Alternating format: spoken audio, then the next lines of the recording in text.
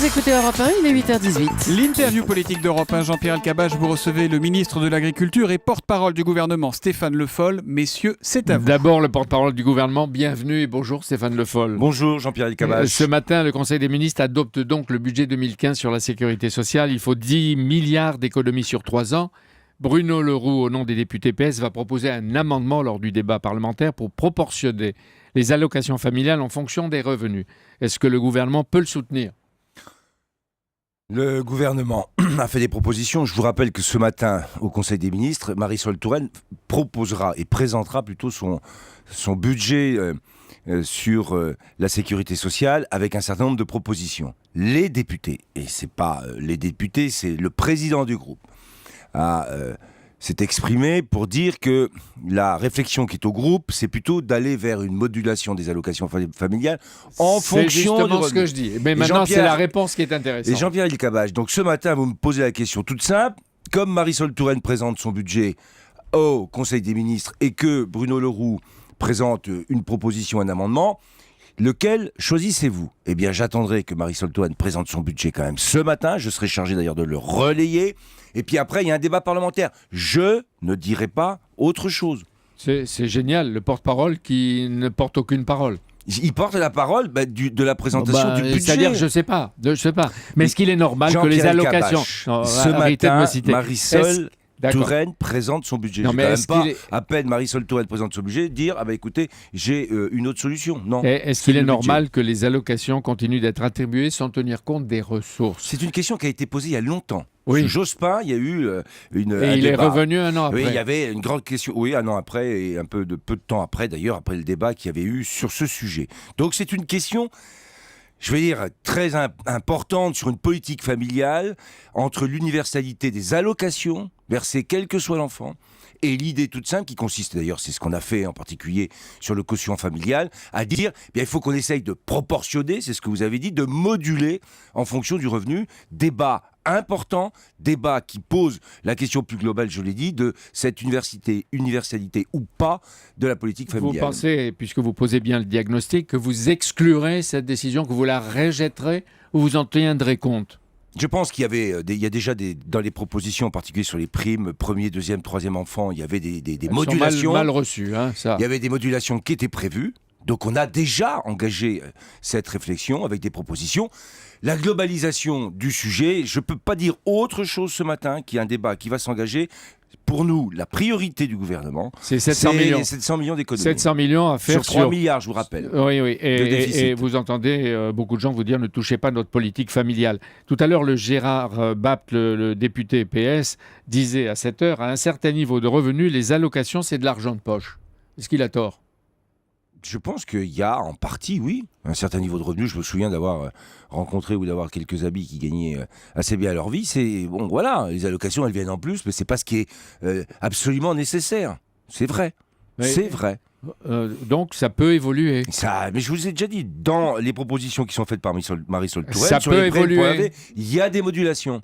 Il y a une discussion qui va s'ouvrir. Ça peut évoluer. Mais bien sûr, mais tout peut évoluer. La discussion est ouverte. L'Assemblée nationale est quand même là pour débattre. D'accord, tout ça pour 700 millions. C'est beaucoup et c'est peu par rapport aux milliards. 3 milliards de déficit. Alain Juppé, vous disiez l'autre jour dans l'émission de télé sur France 2, il vaut mieux contrôler et réduire les aides médicales d'État qui coûtent plus de 1 milliard et quelques. Oui. Est-ce que c'est pas une piste, ça ? Il faut contrôler, absolument. Il n'y a aucune raison, et ça vaut pour d'autres débats, de laisser penser qu'un modèle doit être un guichet sans aucun contrôle. Si on veut préserver notre modèle, il faut contrôler. Et en particulier sur ce sujet-là. On ne peut pas laisser l'AME, puisque c'est de ça dont on parle, être dévoyée de l'objectif qu'elle poursuit. C'est qu'il doit être mis en place en France des moyens qui évite que des épidémies se propagent. Je ne veux même pas rentrer dans les détails. Aujourd'hui, chacun aura compris. Stéphane Le Foll parle comme François Rebsamen et peut-être même comme le Premier ministre. Le climat de Londres, apparemment, il a fait du bien à Manuel Valls. Il repose la question de l'assurance chômage et il dit il faut voir le montant et de l'indemnisation et la durée de l'indemnisation et de l'assurance chômage. Quand vous ouvrez ce chantier ? Il y a un chantier qui est ouvert avec les discussions des partenaires sociaux. Il y a déjà eu des discussions sur l'UNEDIC, elles vont reprendre. Dans ce cadre-là, il y a des discussions sur l'ensemble des sujets. J'indique d'ailleurs que dès cette année va être mis en place le système des droits rechargeables sur les indemnités chômage qui avait été négocié l'an dernier. Mais on peut imaginer une dégressivité de l'indemnité chômage. On peut imaginer que les discussions vont porter sur l'ensemble, à la fois la durée, les indemnités, les questions liées à l'ensemble de l'équilibre entre indemnités versées et puis nombre de chômeurs. Il faut qu'il y ait des objectifs très clairs. C'est faciliter la reprise, traiter de manière spécifique les chômeurs de longue durée, parce que ça, c'est un vrai sujet. C'est pour certains d'entre vous la fin des tabous ou vous êtes encore bloqué par les tabous? C'est la volonté de tout faire pour que ce pays et notre économie se redresse et que le chômage baisse. D'accord, il faut aller au-delà des mots. Manuel Valls à Londres, vous savez ce qu'il a dit? Il a rassuré les différents auditoires britanniques, ils l'ont même applaudi.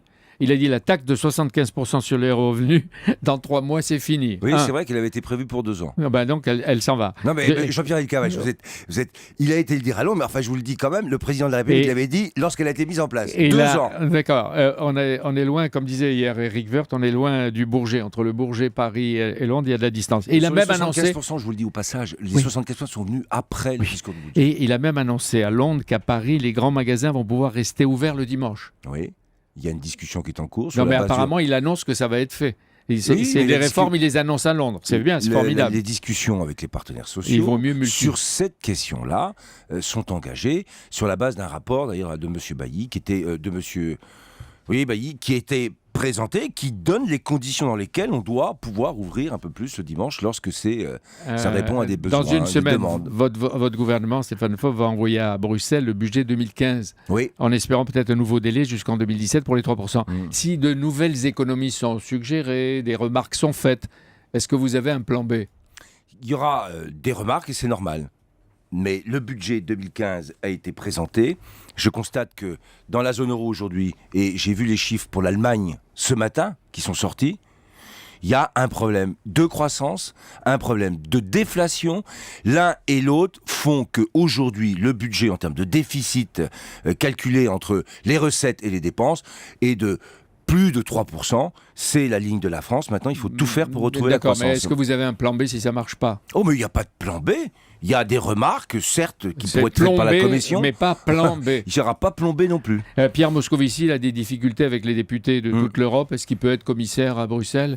Il a fait une très bonne intervention. Et comme l'a dit le Premier ministre hier, je trouve quand même dommage que ce soit des députés français qui l'attaquent, non pas parce qu'il n'aurait pas les qualités, mais parce qu'il a été membre d'un gouvernement. Dernière remarque. Vous voyez souvent le président Hollande. On dit qu'il n'avait pas le moral. Est-ce qu'il a retrouvé le moral? Je l'ai vu, il a le moral et il a en tout cas envie de faire le mieux pour le pays. Merci. On peut Thomas, lui dire à Stéphane Le Foll qu'on a des indications sur Air France-KLM. La grève fait chuter de près de 16% le trafic en septembre et 17,7% le cargo.